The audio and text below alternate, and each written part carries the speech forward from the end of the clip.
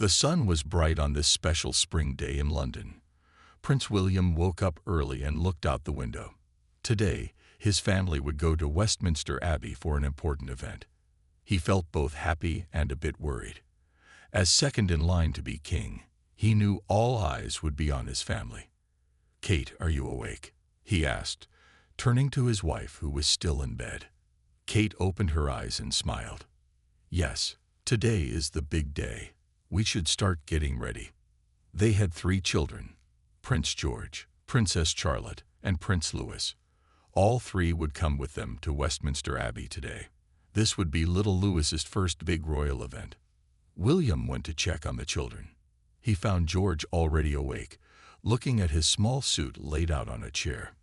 "Good morning, Dad," George said. At 10 years old, he was starting to understand what it meant to be royal.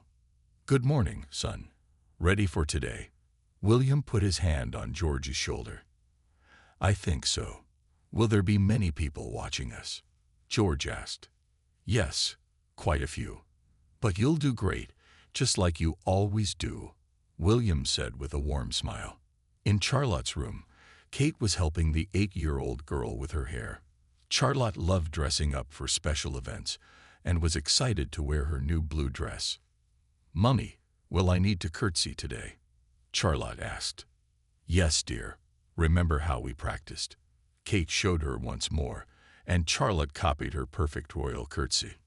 Little Louis, only 5 years old, was the most full of energy. He jumped on his bed as the nanny tried to get him dressed. "Louis, please stand still," the nanny said with a laugh. William came in and scooped Louis up in his arms. "Hey there, little man. Ready to see the big church today?"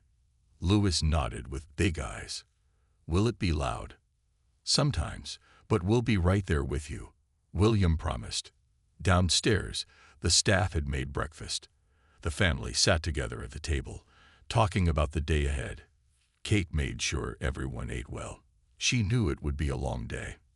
"Remember," Kate said to the children, "when we are in public, we need to be on our best behavior. Stand straight, smile, and be polite. And no silly faces this time." "Louis," Charlotte added, making everyone laugh. Louis was known for making funny faces at royal events. After breakfast, final touches were made to everyone's outfits. William wore his military uniform with shiny medals. Kate looked beautiful in a light blue dress and hat.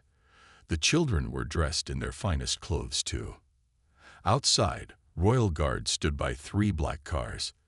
People had already started to gather along the streets, hoping to see the royal family. "The cars are ready, Your Royal Highness," said an aide to William. William looked at his family, all dressed up and ready. He felt proud. They had faced many challenges over the years, but they stood strong together. Today was another chance to show the world the future of the royal family. "Let's go," he said with a smile. The family walked out of Kensington Palace together. Cameras flashed as they got into the cars. The journey to Westminster Abbey had begun. None of them knew that this day would bring unexpected moments that would touch the hearts of people around the world. The royal motorcade moved slowly through London's busy streets. Inside the main car, Kate checked all 3 children one more time. George sat tall, trying to look grown-up. Charlotte kept her hands folded neatly in her lap just as she had been taught. Louis looked out the window with wide eyes at all the people waving flags. "Look at all the people," Louis said, pointing at the crowds. "They're here to see us," Charlotte explained to her little brother. "We have to wave back." Kate smiled at how Charlotte was always ready to teach Louis about royal duties. "That's right, but remember to wave gently, like this." She showed him the proper royal wave, from the wrist, not the whole arm. William was on his phone, getting last-minute updates about the event. Today was the annual Commonwealth service, where people from all 54 Commonwealth countries came together. It was one of the most important events of the year. "Any changes to the plan?" Kate asked quietly. William shook his head. "No, everything is on schedule. We'll arrive in 5 minutes." As they got closer to Westminster Abbey, The crowds grew bigger. People cheered when they saw the royal cars. Police officers kept everyone safe and made sure the cars could pass. "Dad, why is that building so big?" Louis asked, pointing at the Abbey as it came into view. "Westminster Abbey is very old and very special," William explained. "Kings and queens have been crowned there for almost 1,000 years. One day, Grandpa Charles will be crowned king there. And after him, I will too." "And then me?" George asked quietly. William nodded. "Yes, son, but not for a very long time." Kate watched her husband and oldest son share this moment. She knew George was slowly learning about his future role. She felt both proud and protective. The cars stopped in front of the Abbey. Royal guards opened the doors. This was always the moment when Kate took a deep breath. Once they stepped out, they would be seen by millions of people around the world. "Ready, everyone?" William asked. The family nodded. William stepped out first, then turned to help Kate. The children followed one by one. The sound of cheers and camera clicks was loud. William and Kate stood for a moment, waving to the crowds. Then Kate gently guided the children to stand in front of them. The family made a perfect picture, the future king and queen with their 3 beautiful children. Several other royal family members were arriving too. William's father, King Charles, and his wife Camilla stepped out of another car. There were also William's cousins and their families. "Remember to bow when you see Grandpa," Kate whispered to the children. As King Charles approached, all 3 children gave perfect little bows and curtsies. The king smiled warmly at his grandchildren. "Well done, all of you," he said. "Shall we go inside?" The grand doors of Westminster Abbey stood open. Inside, hundreds of guests were already seated. The high ceiling and beautiful windows made the Abbey look magical. Louis held tight to Kate's hand as they prepared to walk down the long aisle. He had never been in such a big, echoing space before. Charlotte walked between her parents, her head held high. George walked behind with the other royal children. As the royal family entered Westminster Abbey, everyone stood up. Music played from the big pipe organ. The sound filled the whole building. Kate felt Louis jump a little, surprised by how loud it was. She gave his hand a gentle squeeze to reassure him.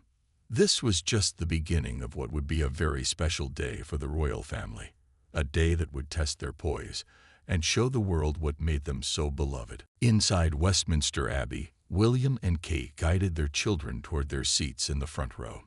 The Abbey looked even more beautiful today, with flowers in bright colors and flags from all Commonwealth countries. Sunlight came through the big stained glass windows, making colorful patterns on the stone floor. Louis looked up, his mouth open in wonder at how high the ceiling was. "It goes all the way to the sky," he whispered loudly. Kate put a finger to her lips but smiled. Inside voice, "Louis," she reminded him gently.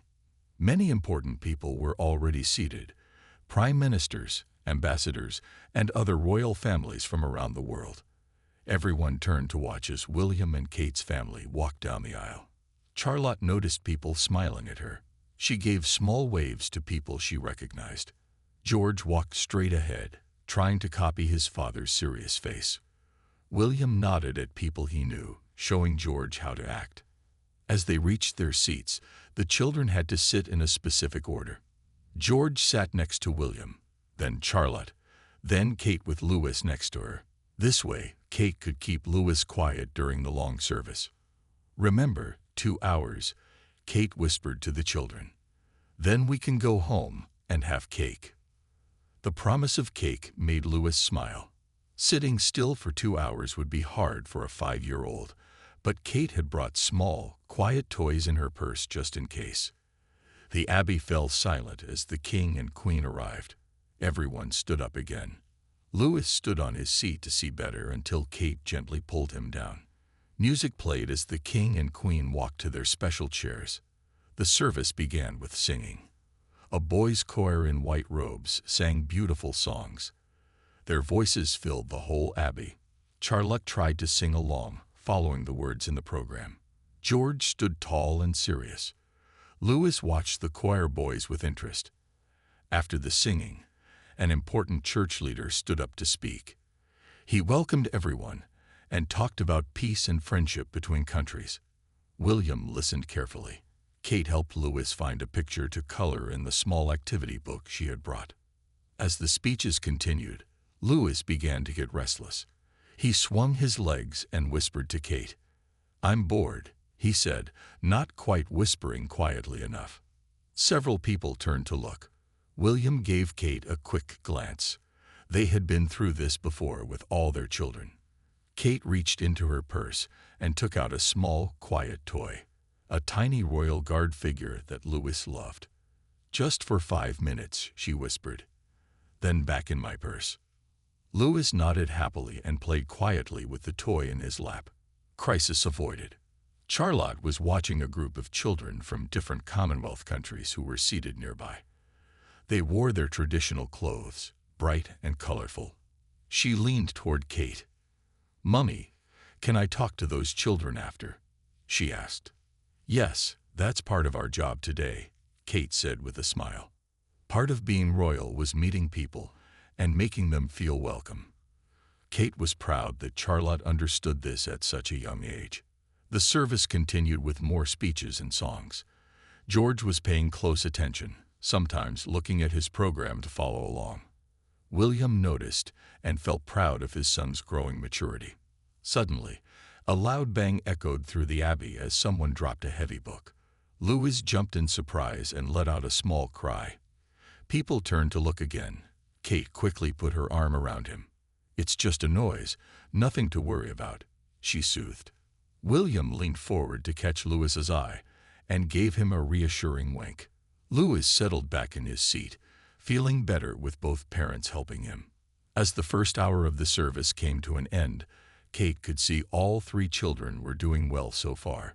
George was being the perfect little royal. Charlotte was enjoying the music and colors, and Louis had managed not to cause any major disruptions. But there was still another hour to go.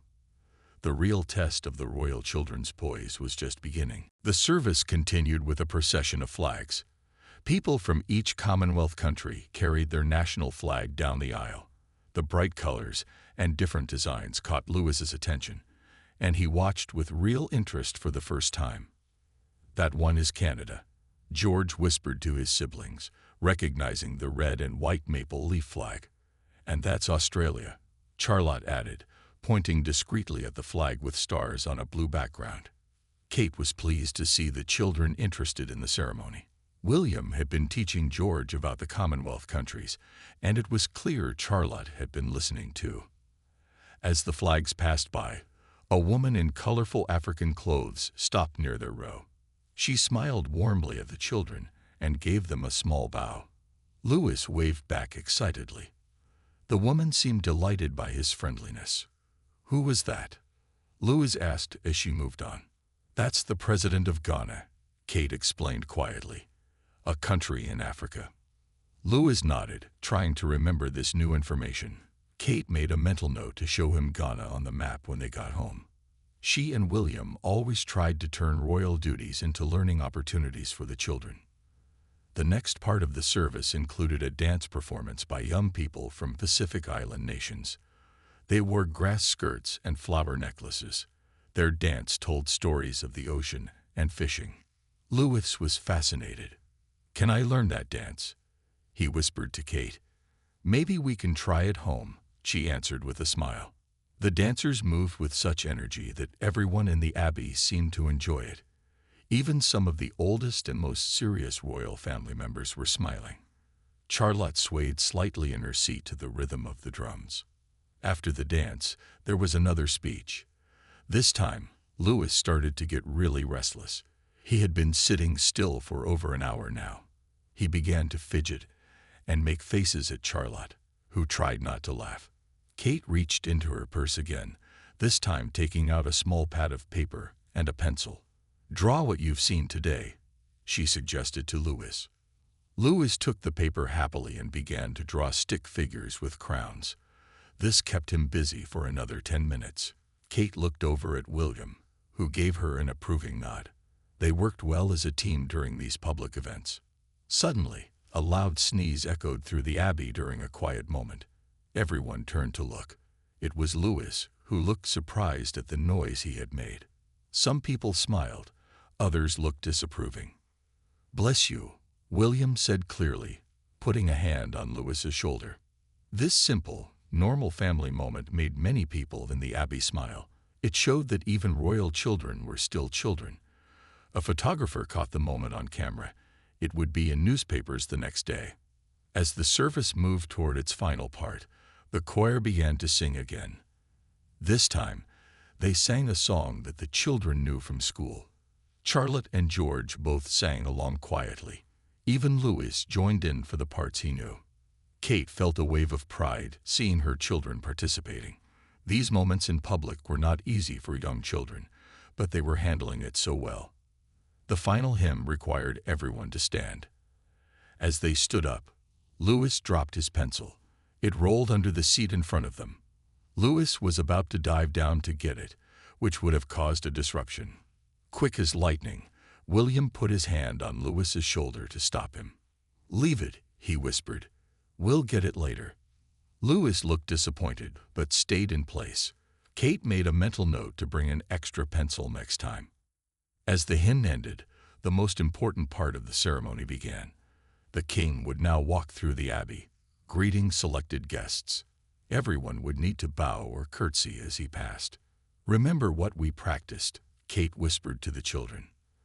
The family stood straight and tall as the king approached their row.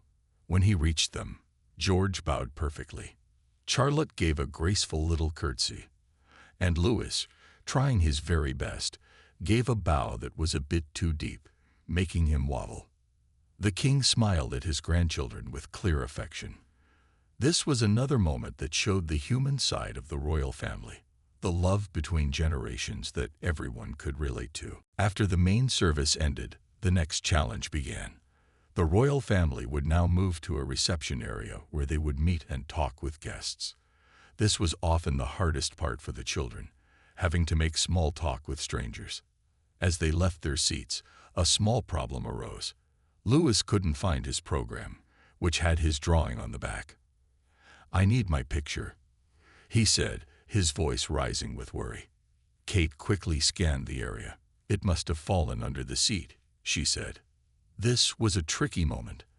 They needed to move along with the procession, but Louis was getting upset. William made a quick decision. "Go ahead with George and Charlotte," he told Kate. "Louis and I will catch up." Kate nodded and guided the older children forward. William knelt down, not caring about his formal uniform, and looked under the seat with Louis. There it is. William reached for the program with the drawing. Mission accomplished. Louis beamed with happiness as William handed him the paper. A nearby photographer caught this sweet father-son moment. William stood up, took Louis's hand, and they hurried to catch up with the others. In the reception area, tables were set with tea, small sandwiches, and cakes. The room was filled with important guests from around the world. Kate had already started introducing George and Charlotte to some people. "And these are my children, Prince George and Princess Charlotte," she was saying to the Prime Minister of New Zealand. George shook hands properly, just as he had been taught. "Pleased to meet you," he said in a clear voice. Charlotte gave a small curtsy. "Your country sounds very beautiful," she added, remembering something she had learned about New Zealand. The Prime Minister looked impressed. "You must come visit us someday," she told the children. William and Louis joined them just in time. Louis was still holding his drawing. The Prime Minister noticed and asked, "What have you drawn there, young man?" Louis held up his paper proudly. "It's us at the big church with all the flags," he explained.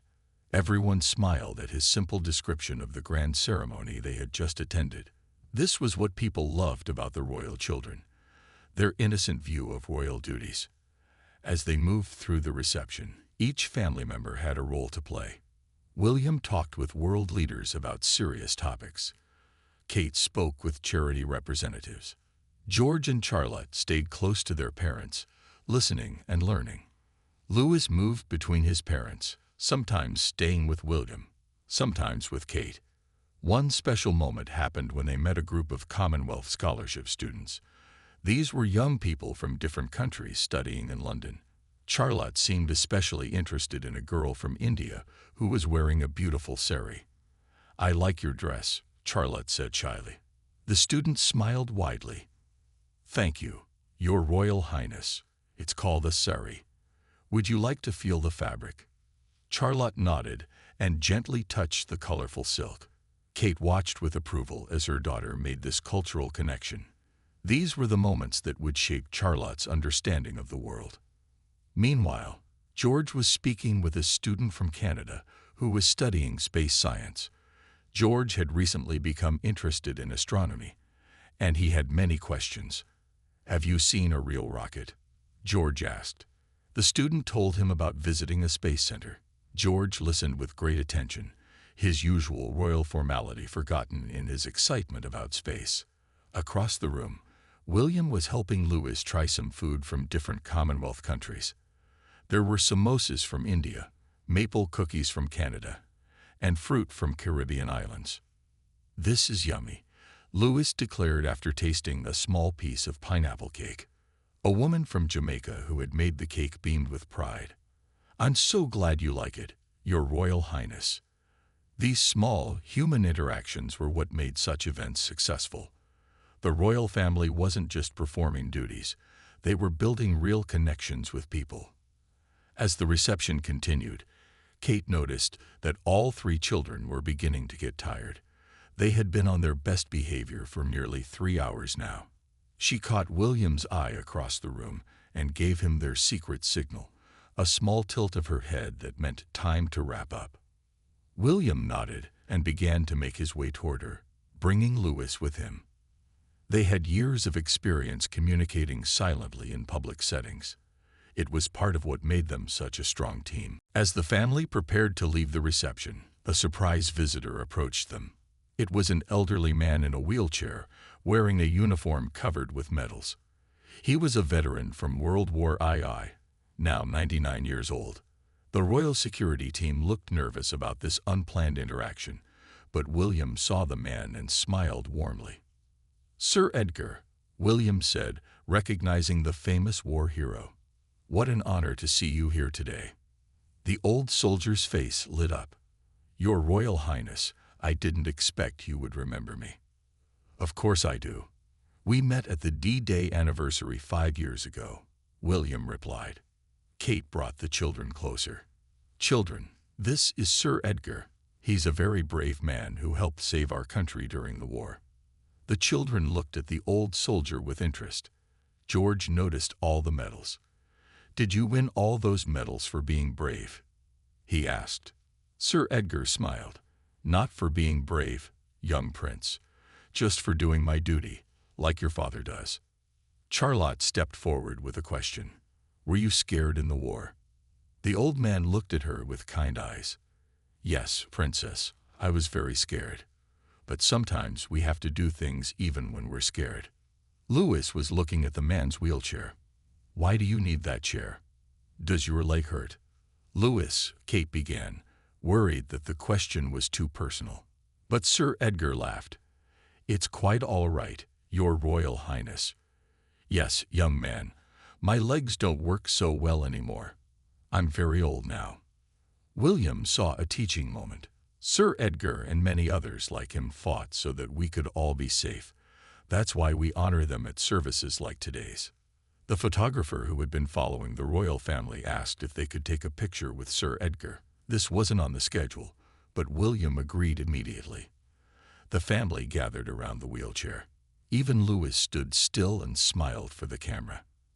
After the photo, Sir Edgar reached into his pocket and pulled out 3 small pins in the shape of British flags. "May I give these to the children?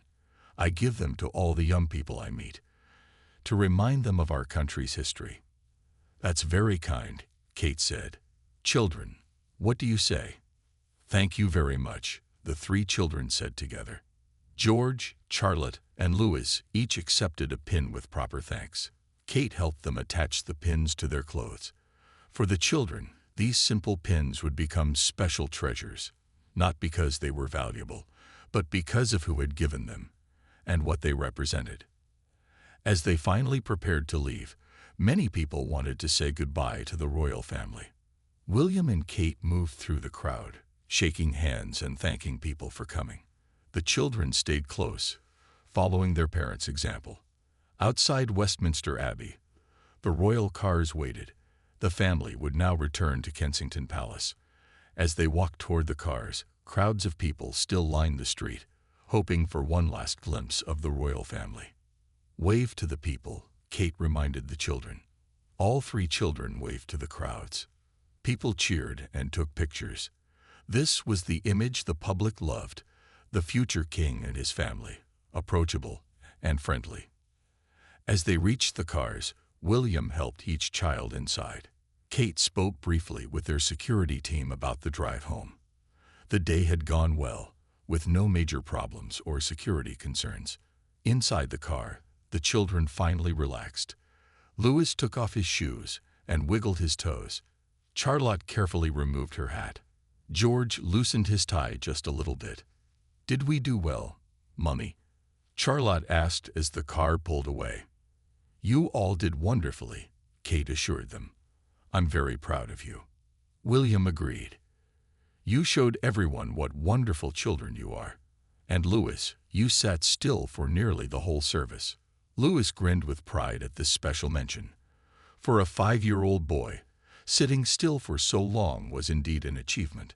As the car moved through London, the children looked out at the city it would one day represent as royal leaders. They didn't fully understand it yet, but days like today were preparing them for their future roles. William and Kate knew this balance between being normal children and future royal leaders was not easy, but moments like today showed they were managing it well. The ride back to Kensington Palace gave the royal family their first private moments after the long public event. Louis, now free from having to be on his best behavior, bounced in his seat and talked excitedly about everything he had seen. The ceiling was so high, and the man with all the medals was nice.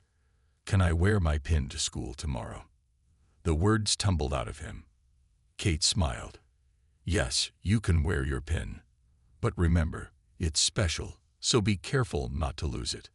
Charlotte was quieter, thinking about the day. "Mummy, did you see the girl in the beautiful dress? The sari? She told me she wears normal clothes most days, but special clothes for ceremonies, just like us." "That's right," Kate replied. "People all around the world have special clothes for important days." George was looking out the window, watching London pass by. William noticed his thoughtful expression. "What are you thinking about, son?" he asked. George turned to his father. "The Abbey is where kings and queens are crowned, right? And where you and Mummy got married." William nodded.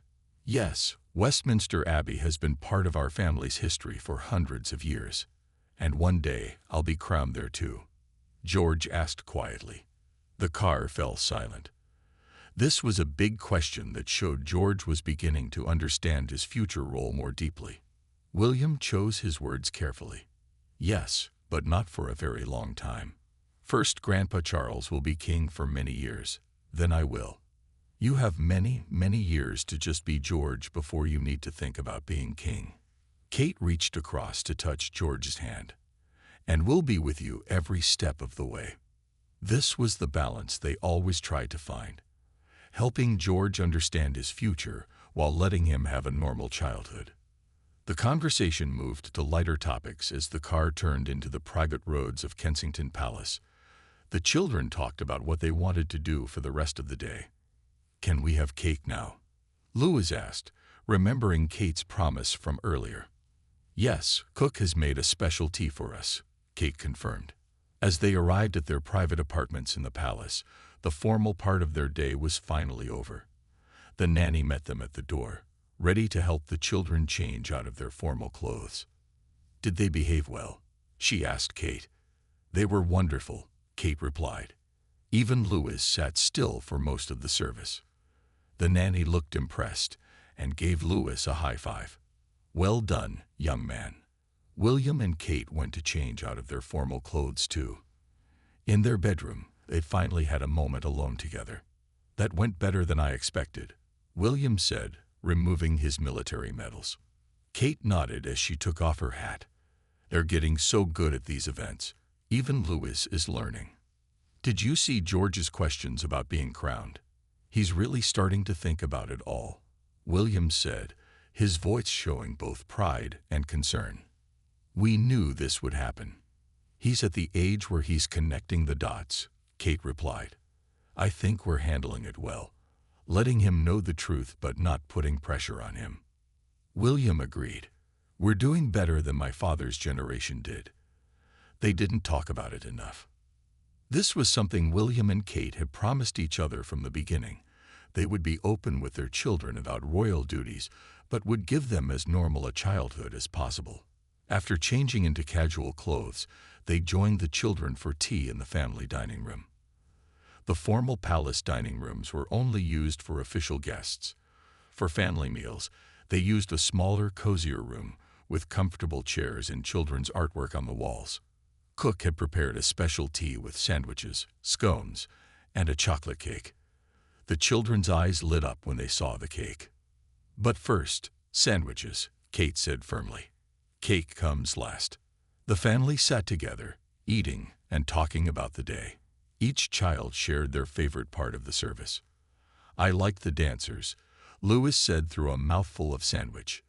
"Louis, don't talk with food in your mouth," Charlotte reminded him, always ready to help her little brother with his manners. "I liked meeting Sir Edgar," George said. "His medals were amazing." William nodded. "He's a true hero. Did you know he landed on the beaches in France when he was not much older than I am now?" The children found this hard to imagine, that the old man in the wheelchair had once been young and fighting in a war. William often tried to include these history lessons in everyday conversations. As they finished their sandwiches and moved on to scones with jam and cream, Kate took out her phone to show the children something. "Look, the royal family's official Instagram has already posted a picture of us from today," she said, turning the screen so they could all see. The photo showed the family entering Westminster Abbey, all looking smart and composed. The children crowded around to see themselves on the small screen. "I look so short," Louis exclaimed, making everyone laugh. #Part 9. The next morning, the royal family woke to find their Westminster Abbey appearance on the front pages of newspapers. William and Kate always checked the coverage before the children could see it, making sure there was nothing upsetting. The children made the front page of the Times, William noted, showing Kate the newspaper over breakfast. The photo showed all three children looking up at Westminster Abbey's ceiling, their faces filled with wonder. The headline read, "The Future of the Monarchy. Royal Children Charm at Commonwealth Service." "Should we show them?" Kate asked. William nodded. "I think so. They worked hard yesterday. They should see that people noticed." When the children came down for breakfast, William showed them the newspaper. George and Charlotte were interested to see themselves in print. Louis just wanted to know if his drawing was in the paper too. "Not this time, Louis," Kate laughed. "But I've put it on the fridge where everyone can see it." Louis ran to the kitchen to check, and sure enough, his drawing of Westminster Abbey, with stick figures of the royal family, was proudly displayed on the refrigerator, just like in any normal family home. After breakfast, it was time for school. Despite being royal, the children attended regular schools where they mixed with children from many different backgrounds. William and Kate believed this was important for their development. "Do I have to go to school today?" Louis asked. "I was so good yesterday." Kate smiled but stayed firm. "Yes, Louis. Being royal means doing your duty every day, even when you don't feel like it." George was already in his school uniform, ready to go. Charlotte was checking her school bag to make sure she had everything. "Can I wear my special pin to school?" George asked, pointing to the flag pin Sir Edgar had given him. "Of course," William said. "And if your teacher asks, you can tell the class about meeting Sir Edgar." This was part of William and Kate's approach to royal life, helping their children understand that their experiences came with a responsibility to share and educate others. As they prepared to leave for school, Kate's phone buzzed with a message. It was from Sir Edgar's family. The old veteran had been so happy to meet the royal children that he had told his whole family about it when he got home. Sir Edgar's granddaughter says it was the highlight of his year to meet you all, Kate told the children. She says thank you for being so kind to him. Charlotte looked thoughtful. Can we send him a thank you card for the pins? That's a wonderful idea, Kate said, proud of her daughter's thoughtfulness. Before the children left for school, William gathered them for a family hug. These small moments of normal family affection were very important to him. His own childhood had been more formal, and he wanted something different for his children. I'm proud of all of you, he told them. Not just for being good at royal duties, but for being kind, curious, and thoughtful people. The royal protection officers waited discreetly by the cars that would take the children to their schools. Even though they tried to give the children normal lives, security was always necessary. As George and Charlotte headed to their car, Louis hung back for a moment. He tugged on Kate's sleeve. Money, when I grow up, will I have to go to big church services too? He asked. Kate knelt down to his level, straightening his school tie. Yes, sometimes. It's part of being in our family. But you'll get better at sitting still, I promise. Louis nodded seriously. I will practice sitting still at school today, he declared. Kate gave him a kiss on the cheek. That's my boy. Now off you go, or you'll be late. As the last car drove away, William put his arm around Kate's shoulders. They stood for a moment in the doorway of their home, just the two of them. Another royal duty done, he said with a smile. And many more to come, Kate replied. But we're doing all right, aren't we? William nodded. Better than all right. The children are growing up balanced and happy. That's all we can ask for. They went back inside to prepare for their own royal duties that day. There were meetings to attend, charities to support, and official paperwork to complete. The work of the royal family never stopped. Later that afternoon, when the children returned from school, they would gather again as a family. There would be homework to do, stories to share, and plans to make. Tomorrow might bring another big royal event, or it might be a quiet day of normal family life. Either way, William and Kate would continue their careful balancing act, raising future royals while giving them as normal a childhood as possible. Yesterday at Westminster Abbey had shown that their approach was working well. The royal children were learning to showcase the poise expected of them, while still being allowed to be children. It wasn't always easy, but as the newspaper headlines showed, people appreciated seeing both sides, the formal royal duty and the natural family moments. In their private apartment at Kensington Palace, among family photos and children's artwork, William and Kate were creating a new kind of royal family. One that honored traditions but wasn't afraid to make changes. One that understood duty but also valued normal family life. As Kate looked at Louis's drawing on the refrigerator, stick figures with crowns standing in front of a huge building, she smiled. This simple picture captured it perfectly. They were an extraordinary family doing their best to live ordinary moments whenever they could. William came into the kitchen with his schedule for the next month. There's another big service at the Abbey in 3 weeks, he said. Should we bring the children again?